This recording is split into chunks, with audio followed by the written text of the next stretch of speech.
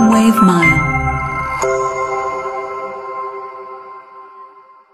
अस्सलाम वालेकुम। कुछ लोग अक्सर चीज़ों में जल्दी कर जाते हैं। उस जल्दी की वजह से उनको शर्मिंदगी का सामना करना पड़ता है।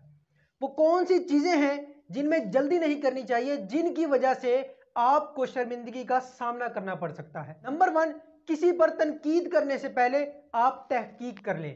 अगर आप तहकीक नहीं करते, बगैर तहकीक के तनकीद करते हैं, तो इससे आपको शर्मिंदगी का सामना करना पड़ सकता है। नंबर 2, किसी भी शख्स पर इल्जाम लगाने से पहले आप सबूत अपने पास लाजमी रखें। आप बगैर सबूत के, बगैर प्रूफ के किसी पर कोई इल्जाम ना लगाएं। आप जो बात करते हैं प्रूफ से कीजिए।